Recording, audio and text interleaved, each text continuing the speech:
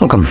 In front of me I have the brand new Oppo Find X5 Lite, and today I'll go over unboxing along with a quick spec look of the device. So anyway, I just pop it straight open, just the one seal holding it at the back. There we go.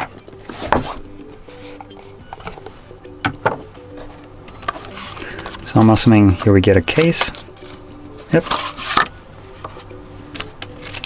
Some paperwork.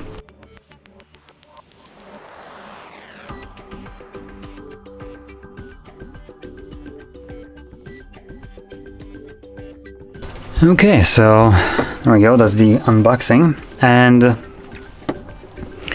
in a second you should be able to see the actual screen, how big it is, and that is a 6.4 inch 1080p by 2400 pixels display. It's an AMOLED display with a 90 Hz refresh rate, HDR10 Plus, and typical brightness of about 430 nits, and it peaks out 800 about. So there we go, that's the display.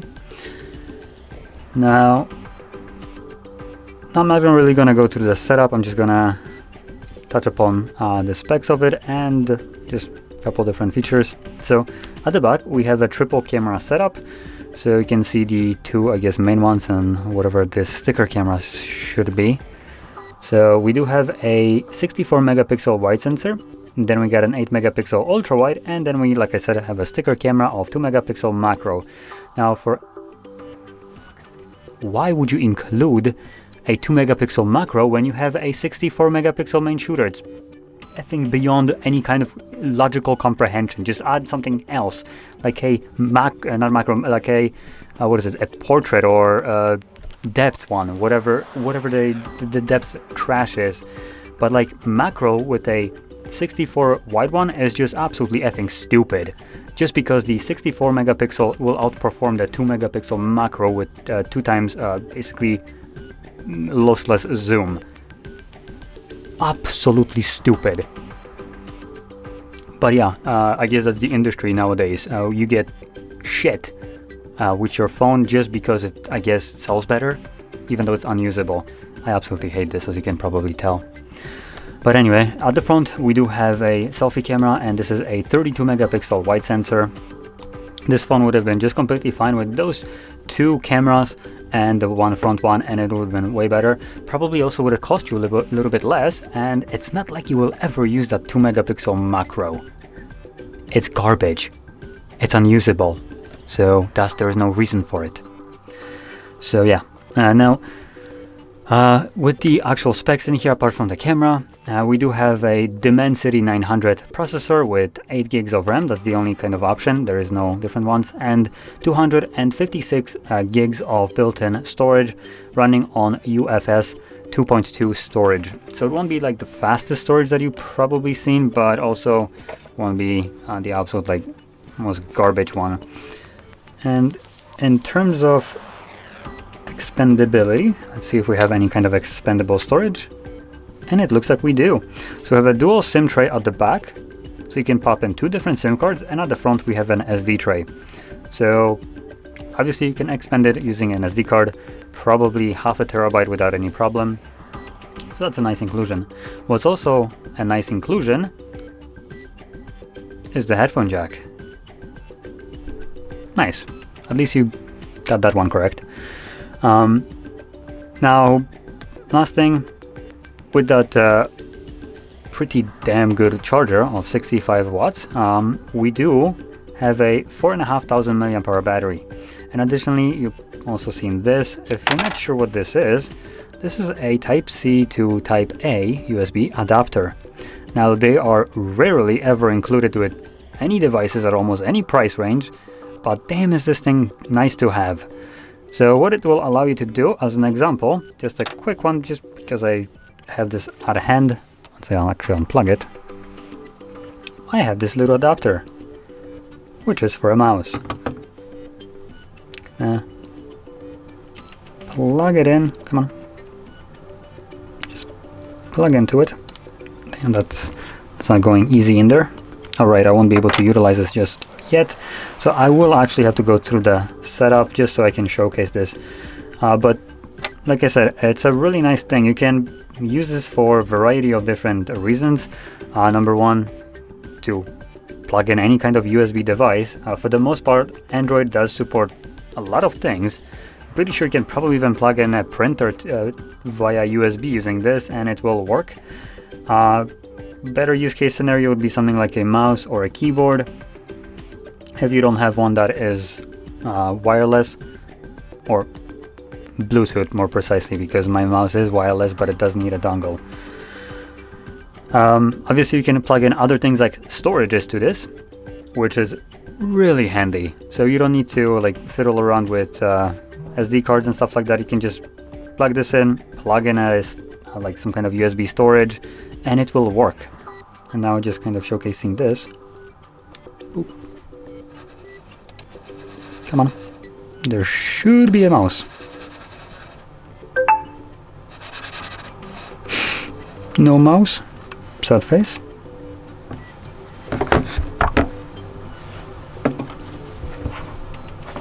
It's plugged in, but it's not actually working, which is disappointing actually.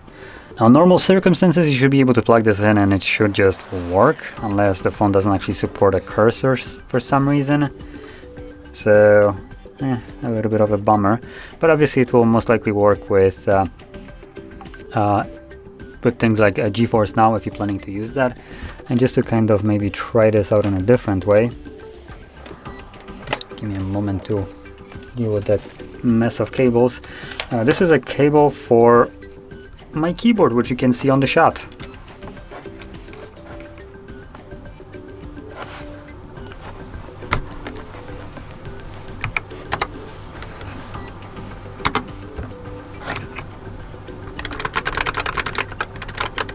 That's interesting.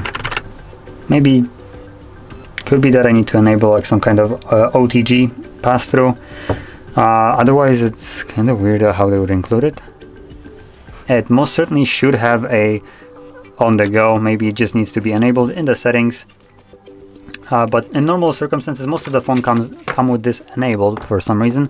So it should be working fine. Something that you might need to fiddle around with. But still, even if it's not working with this phone, I'm pretty sure you can use it with any other one. And obviously it will almost certainly work with storages. So I'm actually gonna test one more thing out, just to be absolutely certain. I have this, basically the same thing, just with more ports.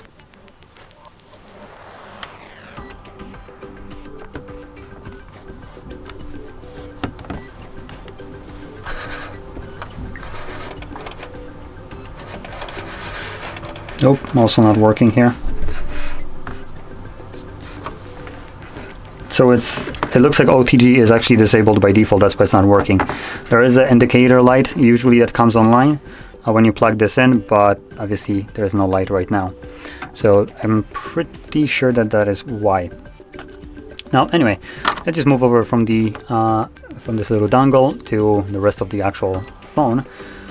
And honestly, there's most of the things that I already went through. We do have 5 gigahertz connectivity right here, so that is also a nice addition with this device. And let me quickly plug in my mouse again, just so I can see the rest of the specs.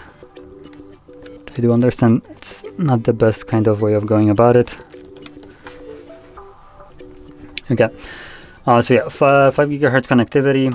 We do have most likely NFC right here. Yep, NFC. So if you do tend to use your phone as a means to pay for things in the stores, this will allow you to do so. And probably last thing that I'll mention, and probably should have started with it, would be the price of this phone. So it comes at around $380. So the price is about like mid-range pricing.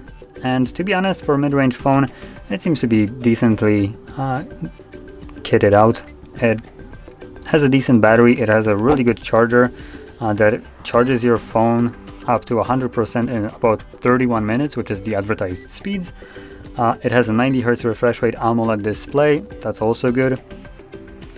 And headphone jack, along with I would say in terms of like just specs, the cameras are okay. The question is how the software is dealing with them, which that is something to you might want to look at other videos, just because I'm not necessarily the best person when it comes down to taking photos. And yeah, I'm just gonna leave it at that. Oh, and one last thing, obviously we do have a case included with the phone, which I do have to say I always appreciate, no matter what the price of the phone is.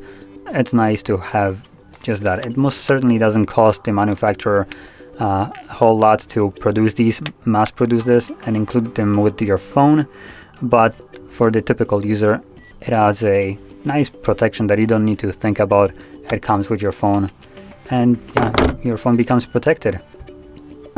So nicely done. So anyway, with that being said, if you found this video helpful, don't forget to hit like, subscribe, and thanks for watching.